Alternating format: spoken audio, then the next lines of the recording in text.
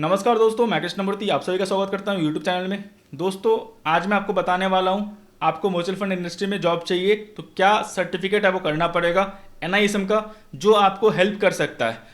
NISM का यहाँ पे आपको सीरीज फर्स्ट 6, 17, 18 नहीं करना, आपको सिंपल सी बात है। एनआईएसएम 5A का एक सीरीज है आपका म्यूचुअल फंड डिस्ट्रीब्यूटर का, ये आप कर सकते हो। यहाँ पे आपको जॉब जो है क्लाइंट सर्विसिंग का होगा या फिर क्लाइंट को आपको अप्रोच करना होगा सर्विस मतलब बिजनेस लाने के लिए। दो तरीके से होता है, डायरेक्ट और रेगुलर।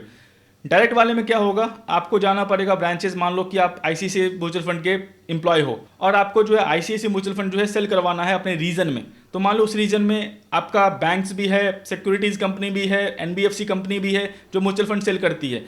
तो अगर आप रेगुलर वाले प्लेटफॉर्म में हो तो आपको जाके उनसे मीट करना पड़ेगा, मैनेजर से मीट करना पड़ेगा, एम्प्लॉय से मीट करना पड़ेगा और जाके बताना होगा कि सर मेरे प्रोडक्ट को आप बताओ कि मेरा प्रोडक्ट इतना अच्छा है, ये मेरा फंड मैनेजर है, ये मेरा क्या बोलते हैं प्रॉस्पेक्ट है, ऐसे जो है हम सब काम कर रहे हैं और ये इसका फ्यूचर है आपका।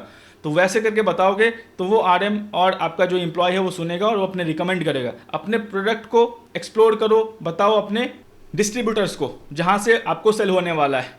ये हो गया रेगुलर वाला, उससे मीट करना पड़ेगा, आपको जाना होगा, समझाना होगा कि आपका बिजनेस का काम है, आप बैठ नहीं सकते। अगर आप रेगुलर वाले चैनल में हो तो जाके आपको मीट करना पड़ेगा, बिजनेस को जो है उनके थ्रू करवाना होगा। डायरेक्ट वाले में हो तो डायरेक्ट वाले में क्या होता है, क्लाइंट ऑलरेडी ऑन बोर्ड होते हैं आपको, जिन्होंने शिप किया हुआ है, बंद कर दिया या फिर सेल कर दिया, ऑलरेडी उनका डाटा आपके पास अवेलेबल है। उनको आप कॉल करो और बिजनेस जनरेट करो। यहाँ पे आपको कहीं जाना नहीं होगा, ऑलरेडी आपको डाटाबेस में नंबर्स हैं, आपको कॉल करना है और बिजनेस जनरेट करना है। ये हो गया डायरेक्ट वाले का। यहाँ पे आपको सैलरी अच्छी मिल सकती है, 3.5 लाख रुपये से लेके 3 लाख रुपये से लेके 3.5 लाख रुपये तक स्टार्टिंग में आपको मिल जाएगा। एनआईएसएम 5A कंपलसरी है। एमबीए हो, एमबीए इन फाइनेंस तो बहुत अच्छी बात है, वो प्रेफर करेंगे आपको।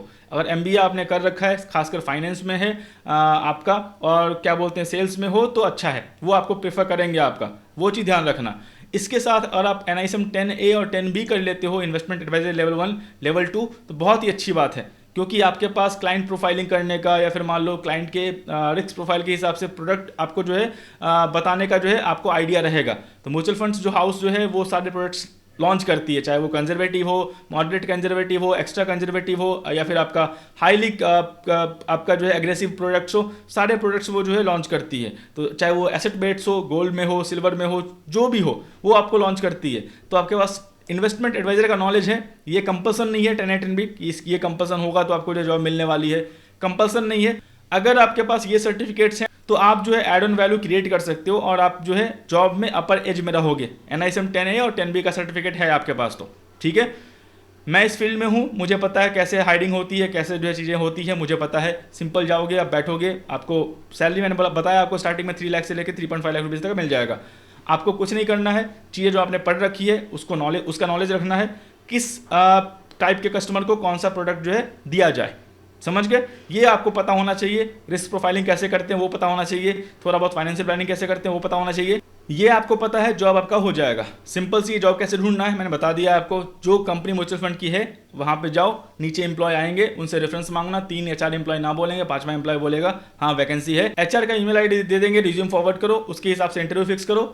इंटरव्यू तक का काम था उसका एम्प्लॉय का, आपको रेफरेंस देने का, वो दे दिया। उसके बाद जो है ये आपका काम है कि आपको नॉलेज कैसी है, कैसे जो है अपने इंटरव्यूअर को आप जो है कॉन्फिडेंस में लेते हो कि आपको हायरिंग करके वो जो है पछताए ना।